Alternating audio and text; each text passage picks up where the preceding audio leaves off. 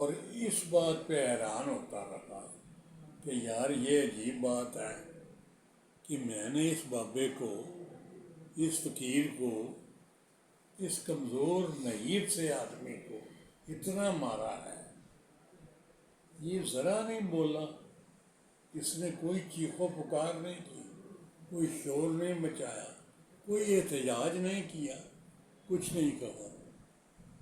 تو وہ جب مار کے تھک گیا تو بیٹھ گیا، اٹھنے لگا تو آپ نے، حضرت صاحب نے کہا اور یار گل سن، تو ان منو اینا مار لیا ہوں تو منو کہ خربوزہ توڑ کے لے دے۔ اس نے بڑی حیرانگی سے بابا جی کی طرف دیکھا، یار دیکھو اینی مار کھا کے بھی یہ پھر کتنی کی گل ہوئی۔ اس نے جب ایک خربوزے کو ہاتھ لگایا تو اس کو ایسے لگا جیسے کرنٹ پڑتا ہے، اس نے وہ چھوڑ دیا، دوسرے خربوزے کو ہاتھ لگایا تو وہ بھی اسی طرح، تیسرا، وہ جس خربوزے کو ہاتھ لگاتا تھا وہ انسان کا سر تھا، سر، انسانی سریاں سر، جتنے خربوزے لگے تھے وہ باری باری سب کو ٹچ کرتا رہا، لیکن سارے ہی خربوزے کی جگہ پہ انسانی سر سامنے لگے۔ بڑا حیران ہوا، وہ سمجھ گیا کہ یہ بابا کوئی اونچی ہوئی چیز ہے، یہ ایسے ویسے عام آدمی نہیں ہے، عام فقیر نہیں ہے۔ بابے کی طرف مڑا، کہا بابا جی معافی دے دو، ہاتھ جوڑ کے کھڑا ہو گیا، میں نے آپ کو مارا ہے، مجھے نہیں پتا،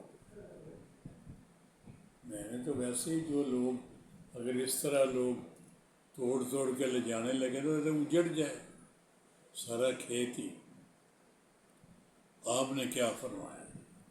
آپ نے فرمایا بھائی اللہ کے نیک بندے، تم یہ اس کی کوئی تعداد ہی نہیں، جتنے یہ صرف تم نے دیکھے ہیں، اور یہ مالکان جتنے یہاں سے ہو کے گئے یہ سارے اس کے مالک رہے ہیں،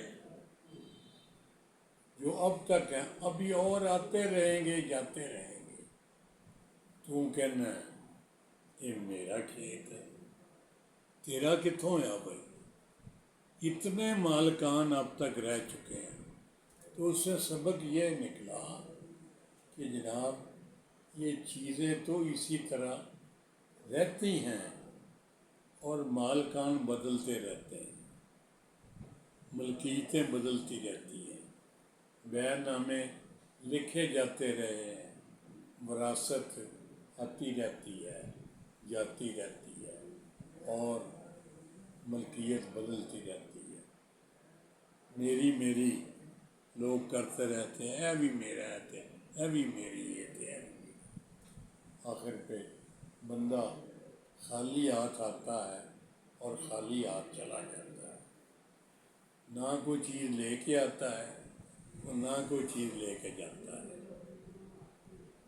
حضرت فرید جو شکر گنج، میں پھر ان کے اس سے بڑی دفعہ گیا، شاید یہ بندے کی اپنی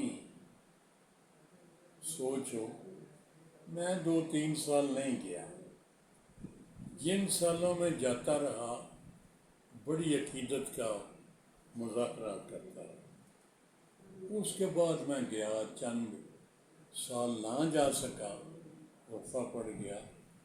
جب میں گیا تو مجھے لگا جیسے آواز آئی ہے اندر سے میرے کان میں کہ اتنی دیر کے بعد۔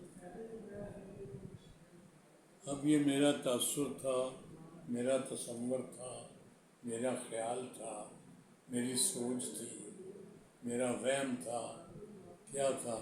یہ اللہ واللہ عالم بالصواب، یہ اللہ ہی بہتر جانتا ہے۔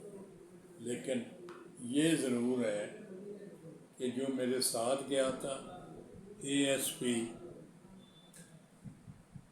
حافظ آباد،